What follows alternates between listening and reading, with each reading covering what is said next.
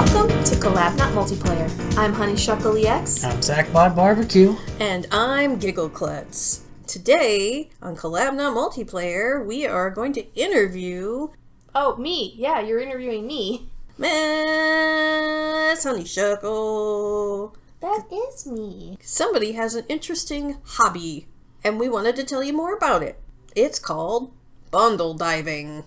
Yeah, we weren't just going to name the episode that and not talk about bundle diving. We could, but that really wouldn't be on form for us, so let's not start that now. No, we try not to clickbait.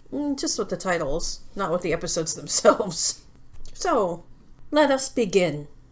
And speaking of bundle diving, what the heck is bundle diving? Well, I'm glad you asked, because otherwise this would be a pretty boring episode, probably. But, you see, on some, game hosting sites, they like to put games together into bundles and give you a pretty big discount, right? So I use itch.io, which is, it's one of the largest, indie publishing sites. And they sometimes have these gigantic bundles, like hundreds of games at once that you can just pick up. And what do you mean by a bundle? Well, you know how usually you buy a single game? This means you buy more than one game at a discount. Okay. So like an insurance bundle. I guess. Thanks, Flo. So the itch bundles, there's regular bundles that developers throw together, having, sometimes 10 games. But periodically on itch, they have these absolutely massive charity bundles with hundreds of games on them. And so, I've made it my hobby to dig through these absolutely massive bundles to see what I like. Now, sometimes there's some well-known titles on there, like Celeste. More often, there's things you won't have heard of, probably. You'd be lucky to find people who know Double Cross, or Potion Commotion Heart Edition. We'll get into examples in a minute. As a knowledge base gap for me personally, can you better describe the environment of itch for a second, about how accessible the platform is? Okay, so first of all, there is a loader like Steam, so you can easy access for it to just install these games directly to your computer once you've bought them, or there's a browser version and a website that you browse and then download the file specifically, which means that itch lets you actually own your games. So once you have the file, you keep an eye on it, you just have it. They can't take it away from you. And I think that's one of the big differences, aside from, revenue split. So, itch just gives more to developers, gives more of a cut to developers than Steam does. Right, and there's definitely upsides to it, because it seems like a place where a lot of really tiny single-person developers put up their projects, as far as I've seen when I've looked around itch before. Yeah, and it's not just games. There's little novellas, there's pixel art asset packs, there's TTRPGs. A lot of stuff goes on itch. I've even downloaded a game engine off there once. Yeah, itch has a little bit of something for everybody if you're willing to look. It can be a little clunky to try to search on there, because you kind of have to know the name of what you're looking for to find it. You have to know how to spell it, too. You can't just guess. Yeah, but it's lovely. I haven't had much problems with that. I wish I could see other people's reviews, though. I can see the total review score for something on there, but I wish I could see the actual reviews themselves. You can't. You can see reviews from people. If you go to somebody's page, you can see what reviews they've written, but you can't, see the reviews on the game. Developers get to see that. Well, at least they do, but oh, geez, okay. Yeah. That's something I think you've mentioned, but I was not aware of right now, so. Yeah, so that's a little bit more of a brief overview of, using itch itself, less the bundles, but in case you didn't know, go check out itch. There's a lot of free stuff on there. It's really good. So, how do you dive? What does that entail? So, it all started way back when, in 2020. Some bad stuff happened in 2020, and so game developers bound together and went, hey, let's make a giant bundle on itch. The bundle for racial justice and equality. And For $25, you'll get the games of whatever developers want to join the bundle. So literally, like, over 1,000 things were in this bundle. And it was so big that itch didn't know how to handle it.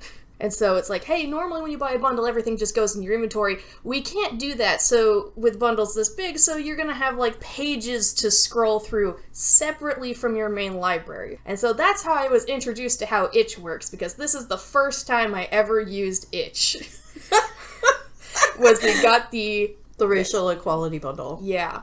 And it was limited time, only for, like, a month, to help with it's in the title. Mm-hmm. You can probably guess which historical events were happening around that time in America. Spoilers, it was the George Floyd thing. Rest in peace, sir. And so, yeah, I was more than happy to help donate for this cause. We paid more than the $25, and I started looking, and I got very, very overwhelmed and did not play many of them. But at the time, even then, I wanted to review them, and I did review a couple of the ones that I had played. But when I came back to it eventually, because I did come back to it eventually, I heard about this site. And it makes it so much easier because you can actually filter based on what you want to see, like, in these bundle results, and they'll take you, like, directly to the pages. The site... Well, it's called Bundle Browser, but the website URL looks kind of scammy, which is randombundlegame.com. I'm going to put a link in the description to it, so you don't go searching that yourself, because that could lead you astray very easily. But what it does is it has a list of, like, all the huge bundles that have been on itch, and you can select those to only show games from that bundle, and then you can also filter out tags that you don't want to see. Like, for example, I don't want to play solo tabletop RPGs, so I filter that out. I don't want to play horror games, so I filter that out. I don't want to play not safe for work games, so I filter that out. And then what's left is a bunch more stuff that I want to look at. And so it'll, cut down the results and make it way easier. They are put in alphabetical order instead of added to bundle order. My eyes got real wide there. You can't see them, but I'm like, oh wow. It is definitely one of the least convenient orders to have it be chronologic. Unless order gives you clout for some reason. I mean, clout's the only thing I could think of why that would make sense. Yeah. Then just go alphabetical and don't let them have that. Bragging about being in one of those bundles first is just in poor taste. That's... Agreed. That means that I should name my game something like 111 ampersand. That'll get me in the front of the alphabeticals. We should have an A at the end, just to make sure. But yeah, having this tool makes things so much easier, and, like, you can even filter out stuff that's in other bundles. So let's say somehow you made it all the way through the racial justice bundle. You can then filter out anything that's in the racial justice bundle from whatever bundle you get next, like the 2024 Pride bundle. If there's any overlap in there, you can just filter out the ones that you've already seen. It makes it so much easier. I could not have kept it up in the way that I have without tools like this. So thank you for third-party developers. So, what would you say makes this, whole bundle diving thing compelling for you? Well, I'm gonna say at first it was just that I didn't have a lot of money and I needed things to stream. That's how we started. Is this how Tiny Game Tuesday was born? Yeah. Because at first, I was playing some games that I already had in my Steam library, like Don't Starve Together and Terraria, and I was I'm like, I've already played these games, what am I going to add to it? And nobody's going to play with me, so what am I going to do? And everything kind of changed when I remembered that, free games exist, because Deltarune Chapter 2 had dropped, and that's still free. And then I remembered, wait a minute, I have hundreds of games on this website that I forgot about. And so then I started playing Anodyne, and then I started playing Celeste, and then it just kept spiraling from there.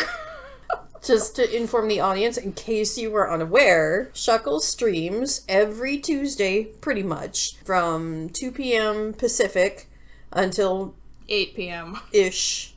Usually. Sometimes it ends early because of circumstances. Generally, a current Tiny Game until it's done, or you give up on it. And the tiny game parameters, I don't know if we need to go into, but if you want to see Shuckle stream these, I'm just going to tout your Tiny Game Tuesday thing, because that's what's come out of bundle diving. Yes, yes. So, back to the question of what compels you. Yeah, so after a point, it started to be more of a, oh shit, these developers really like it when people play their games. Like, I think the Shutter Stroll developer was, like, one of the first ones who really, like, noticed, because I made a video on it and, like, my whole artsy approach to that game, and they really appreciated it, to the point where they recognized me when I stopped by one of their live streams. I hope they're doing well right now. I haven't checked up on them since I left Twitter. Good riddance.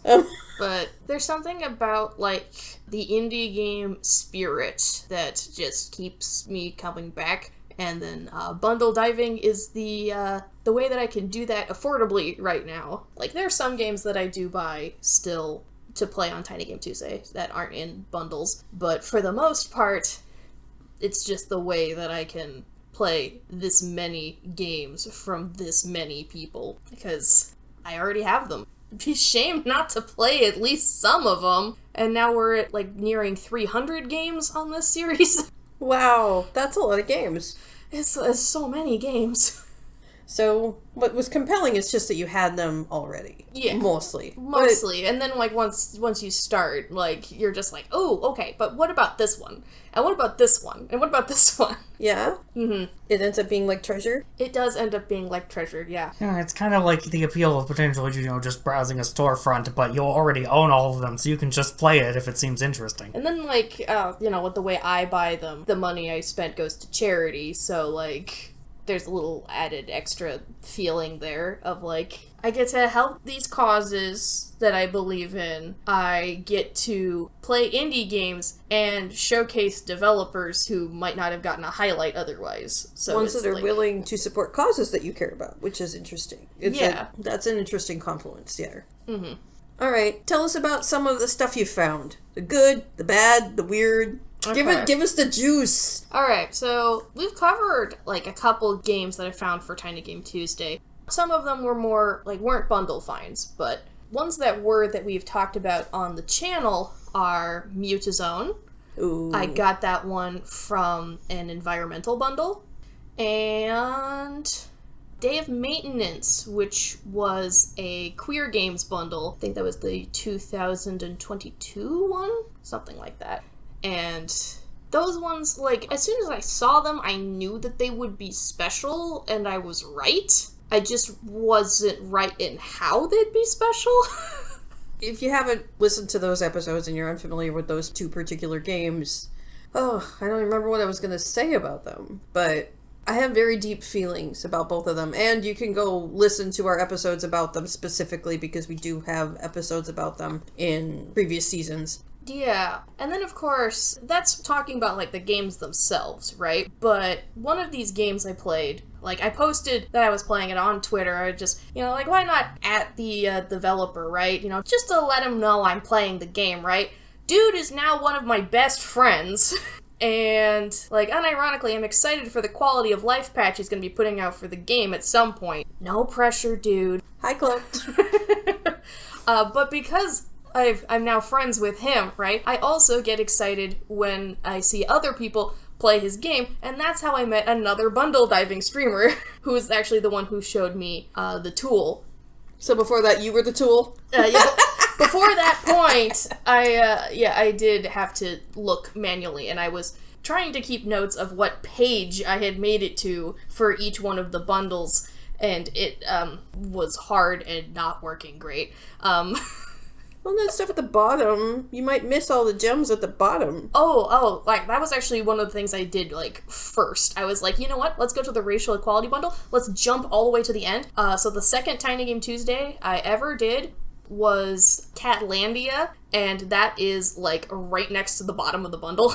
And it's still one of my favorites. What's that game like? So, it's an RPG where you play as cats, and it's really silly, clunky, but silly. And you have to protect your cat colony from these dogs who are trying to take over the world because they heard word from the old masters, aka humans who have somehow disappeared. It's weird. It's a weird game. It sounds weird, but you smile while you talk about it, so it's the good weird. Like, I can't wait for the sequel someday. They are working on it. But, like, they threw this game together, and it shows, and now they're trying some new stuff, and I'm excited to see what happens. So that's another one of my finds that I'm just like, okay, I never would have picked this up otherwise. And if you wanted a jumpstart on getting started, I'm going to tout you again, is one of the things that Shuckle does in Tiny Game Tuesday is periodically, a little too long in between this time, she does a tier list of all the games she's played since last time she did a tier list. It used to be about every 6 months, but it has been pushed off, and so... It's gotten a little funky sometimes, because, like, I had computer issues. This time, it got pushed back a lot because I got really into one specific game, so I stopped labeling the weeks, so that way I would actually play some other games. Final Profit! I was going to say, are we looking at Final Profit here? It's another bundle game, like that. This is another queer bundle game, and yes, there's queerness in here. There's gay, yes, but that's not even the selling point of that one. No, that's not the selling point of Final Profit, but no. Final Profit episode eventually. Yeah. You will hear more about Final Profit, a shop RPG, into the future. So there's a lot of joy I've had. There's a lot of good experiences I've had with developers where I can provide little bits of feedback. You know, having played a lot of games, I can at least say stuff like, this is a weird control scheme. I think you shouldn't have to, like, hold your mouse button down while you're doing this, like, or what have you. Sure. Do you want to not name names, but describe some uncomfortable experiences you've had and just talk about some of the junk you found too? Okay, let's see. While we're talking about control schemes, I did find, like, this sort of arcade-style shooter-ish game that controls, like, asteroids, but also makes it so that way when you shoot your gun, it gives you a bit of backward momentum. But you can also get bullets to fire from your sides, which means you can also sometimes get, like, sideways momentum, and it gives you too narrow of an FOV with enemies that come by too fast for you to even hope to control something like that with tank controls in space with infinite momentum. It's too much. It's too much. Narrow the scope a little bit, so that way, you know, it's a bit more approachable, I would say. And I might have had a little bit more fun with that one. So, and sometimes it's the control schemes, sometimes it's mechanics, sometimes it's story or setting. Story, rarely, because, you know, if a game is good, then I don't necessarily care about the story, right? Story is a cherry on top to give the rest of it meaning, but if your gameplay is fun, your gameplay is fun, right? If getting me to do all the cool platforming means I'm rescuing a princess, I'm rescuing a princess. Even if you're a sword. Look, no, I wasn't using that one as the example. Like, that one was really fun. Well, It's I was just giving a fun example of something that doesn't happen every time. Yeah, it doesn't happen every time. Like, that one's called Swung. Yeah, that one's clunky. I'm gonna warn you, it's clunky to control your mouse like that. But yeah, it's definitely different. There is another game, like, there was a visual novel at one point that I played that I really didn't need to play. You know that there's these subreddits called Men Writing Women? That's what this game was. And yeah, the developer did end up seeing my opinion of the game and did vague about me for a couple weeks. Did you feel powerful? I felt embarrassed for him because I'm like, wow, you didn't even block me. You're this angry and you didn't block me. They seem allergic to the block button, I have noticed. But that's okay. Yeah, we don't need to give that any more energy at all. I'm not naming names, and, like, there was still some stuff that I did like. I thought the art was wonderful. He's a good artist. Alright, tell me about the weird stuff! Okay, this is tangential. Like, this is still, like, aligned with the don't do this. But there was this RPG Maker game that decided, we're not going to do any of the RPG Maker stuff. We're just going to mod RPG Maker to make it an action combat game. Okay. Yeah, which means that you're still moving on a grid and everything still moves, like, in time on, like, some kind of internal clock. And it's as janky as it sounds. Part of what makes, like, top-down combat feel nice is the fact that, like, sometimes you're still bound to a grid, but you're definitely not bound on, like, time, right? Most of the time. So it led this game to feeling so awkward to control. Like, I don't think my description is doing it justice at all. No, I don't think so. And that's not the kind of weird I find super compelling to hear about. Well, here's the thing. So, I was on an island in this game, right? Mm-hmm. And I made a temporary boat so I could go to the town next door. Because I was thinking, like, okay, I've saved myself from the abandoned island. I'm no longer being attacked by snakes. I can get myself a home, maybe a better ship, and I can start actually progressing the game. I make landfall, I find bullets on the ground, I get attacked by a tornado with a health bar in town. And then there's a pterodactyl also attacking me in town. I think I remember clips of this stream. Yeah. And then I go to look at, like, the perk system, and they don't make it like a menu to upgrade your perks. No, they send you to a different map where you are a flag and then have you attack what you want to upgrade. But if you attack it the wrong way, you just turn into yourself flying over the ocean. And I'm like, there's gotta be a better way to do this, my man. So that's, when I think of, like, weird experiences I've had, that one felt like a complete fever dream. Yeah.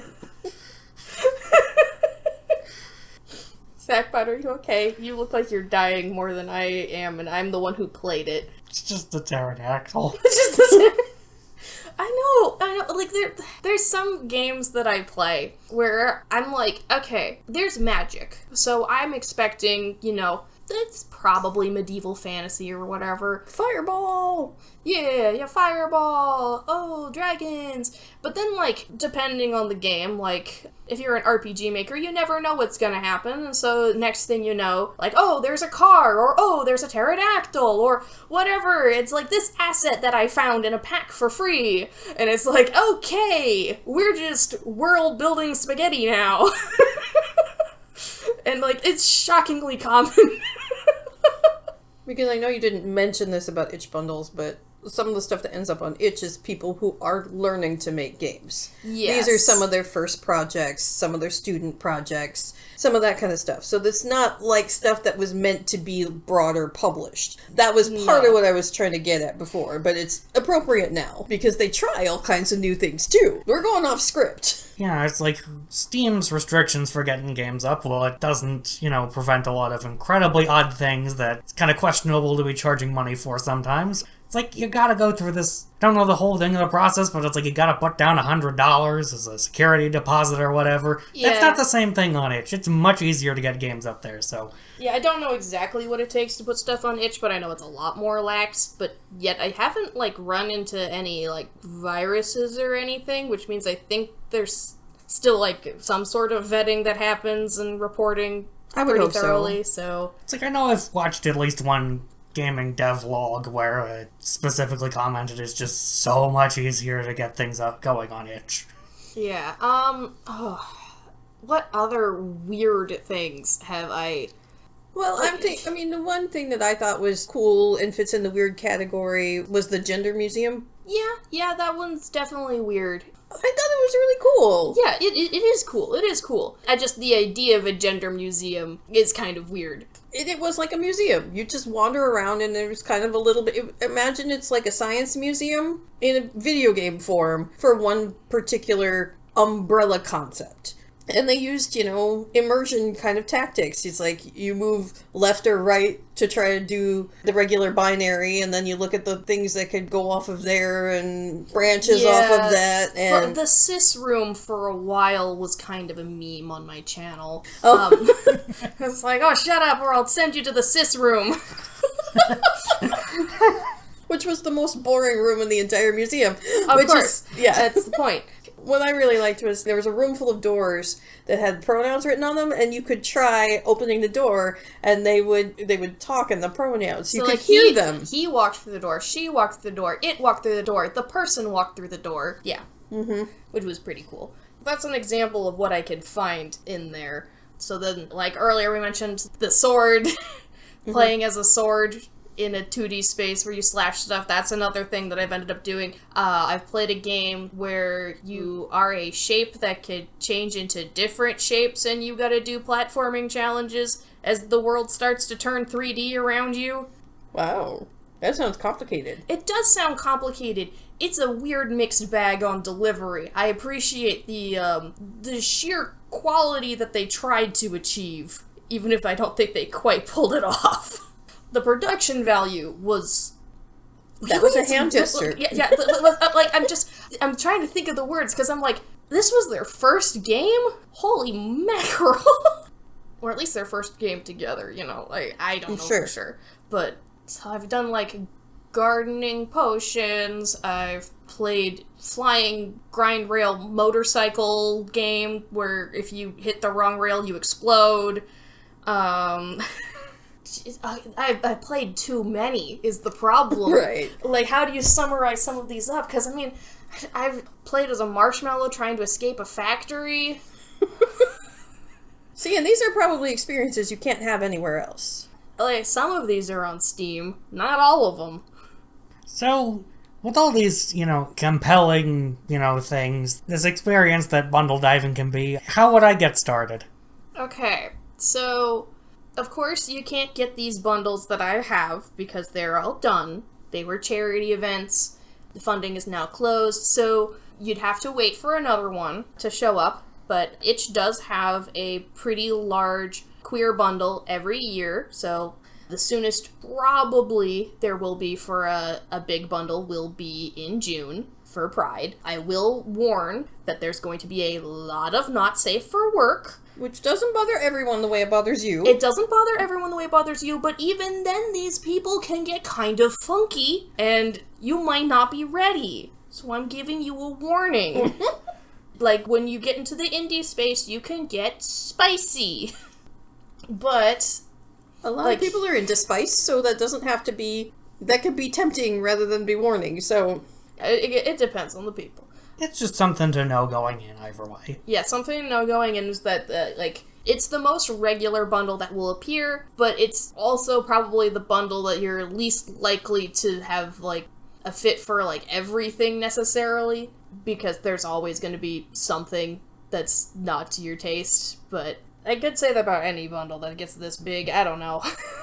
But that's the one that happens regularly. Otherwise, you would want to follow itch.io on Twitter or Blue Sky, depending on, what platform you're using. Because when you have a huge charity bundle, they do tweet about it. And sometimes they do tweet about, other indie games as well on their site. Anything that catches their eye.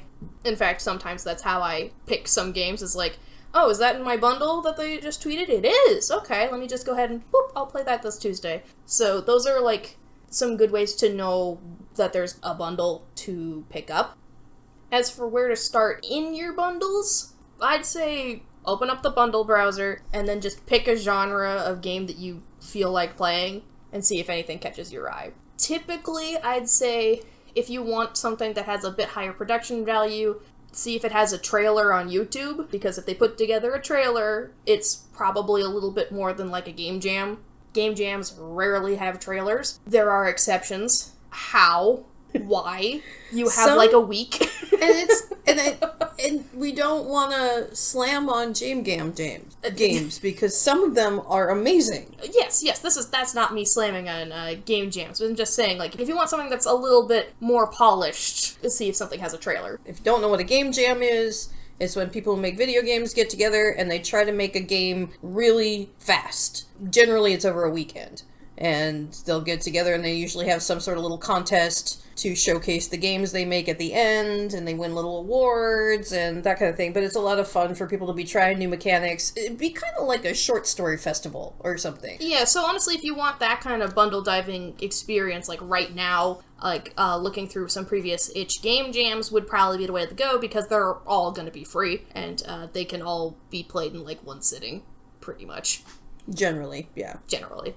I've yet to find one that takes a considerable amount of time to play, but I imagine anything that would be time-gated somehow, like maybe some kind of idle game. Can you... I guess you could make an idle game over a weekend. Don't ask me, and don't make me think too hard about it. It's okay. It's okay. Can't hurt you right now. It can't hurt me right now. So what do you wish you'd known before you started? You know, I thought a while about this, and I just couldn't think of much. Aside from the bundle browser, which I've talked about before, it's like, I wish I knew that was a thing. But it might not have been a thing even when I started, because, you know, the racial equality bundle was kind of one of the first of its kind, and then others started following in their footsteps, being these large bundles. I guess something to know is that, like, I'm not alone. There's, like, YouTube channels who go through these bundles and review a bunch of stuff. Most of them go through, like, in bundle order, like I used to, and some of them use the bundle browser and go, like, alphabetically. And then there's me, who just bookmarks everything, because you can actually bookmark stuff on itch. There we go. I wish I knew I could bookmark stuff on itch. Add them to your collections, and you can find them later. And I just went on itch right now, just to look. And if you go to the bundle tab, you can just scroll and see what bundles are available right now. They're, like, right now while we're recording, there are no, near the top, there are, like, no real big ones. Yeah, I mean, normally when there are big ones, they're for big historic events happening. Like, there is one for Ukraine, there have been multiple for Palestine. So, I think there is one at one point for hurricane relief. So, typically, the big bundles happen when something bad happens. Yeah. It's making something good out of a bad situation. And it's earning money for charity when people feel powerless and don't know what to do. Yeah. So that's some of the reality of itch bundle diving is, like, I'm getting a lot of joy out of it, and I'm finding community out of it. The truth is that the world is sucky right now. But it's a way to help people by being a huge nerd. Yes. That is a way to think about it. And you're talking about community. What do you mean by that? Well, as far as I'm aware of, there's, no central community, right? Like, if there is a bundle diving Discord, I haven't gotten an invite. But typically, once you start poking around these giant bundles and looking at other people who have played the same games as you, you'll start to, find more of you out there. There are dozens of channels who are still trying to get through the entirety of the racial equality bundle. There's so much on there. And they're only playing, the beginnings of these games. I'm the weirdo who wants to finish as many of the games as possible.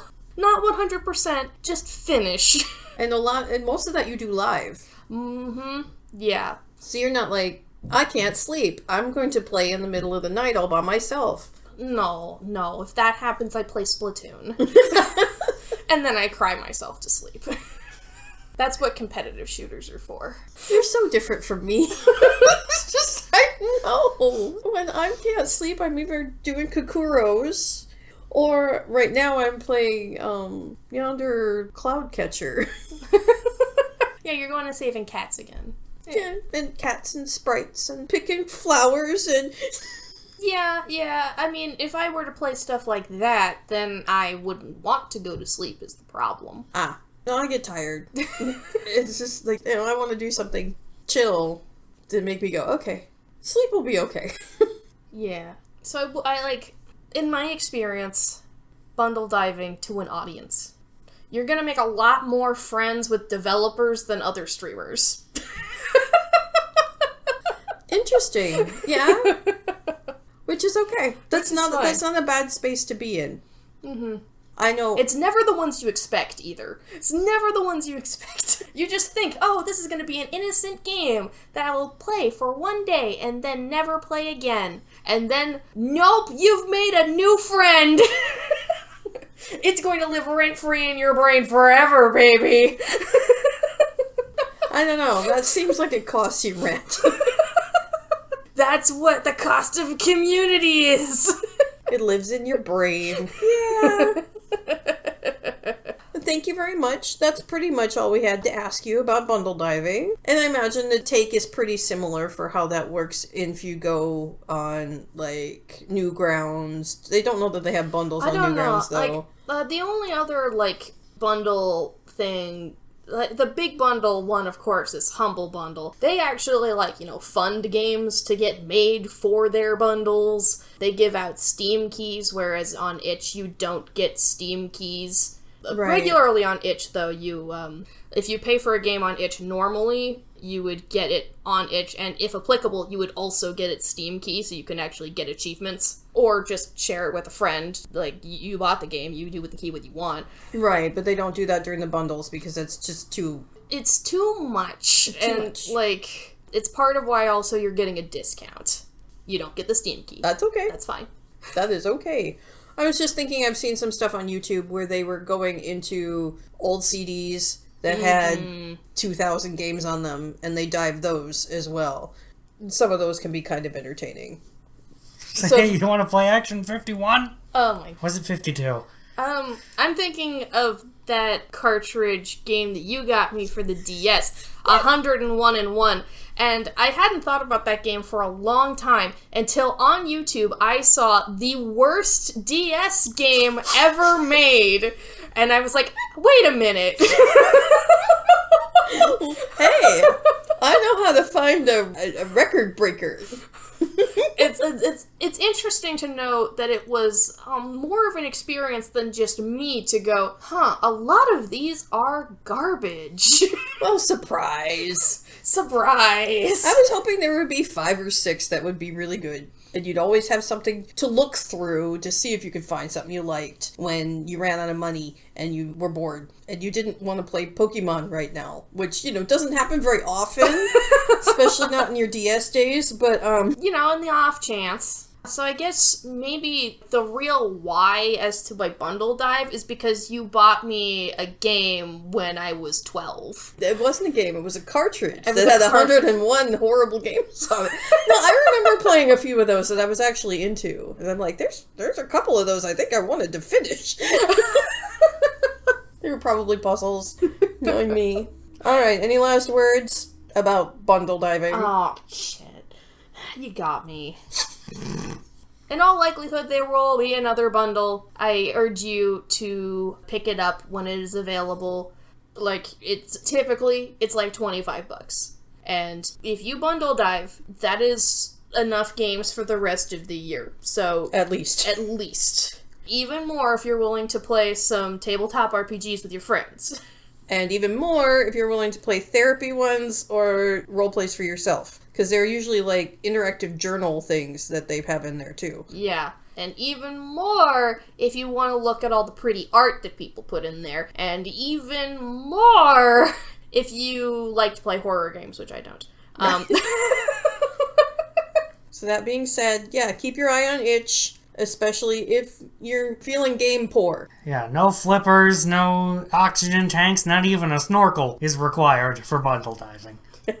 Your new favorite developer is out there. Go looking. Oh, gosh. Yeah. I'm thinking about how my life has been enriched by some of the games that you found in there, so... Yeah, I don't know if I would have played The Hex, and, that's a pretty interesting game. Yes, it is. We'll get to that. It's just we have at least, upwards of 2 things to say about that. At least 6. Well, it is a hex. It is a hex. But anyway... Thank you guys so much for watching. This has been Collab Not Multiplayer. I'm Honeyshuckleex, your resident diver. You can find Shuckle on Twitch 3 days a week and on Blue Sky. On Blue Sky, where I post some stuff sometimes. You can find me, Giggleklutz, there too. Blue Sky, not Twitch. At least not so far. I'm Cyclops Barbecue. You can maybe find me somewhere. We'll definitely hear every other week at Collab Not Multiplayer. Where we play single-player games together. Since when have we actually... when's the last time we actually put that tagline, in an actual episode? I don't know. Been too long, but it's the beginning of a new season, so... I think it's been, roughly a minute. Goodbye. I'm gone. Bye. Bye. That's really how we're ending the episode?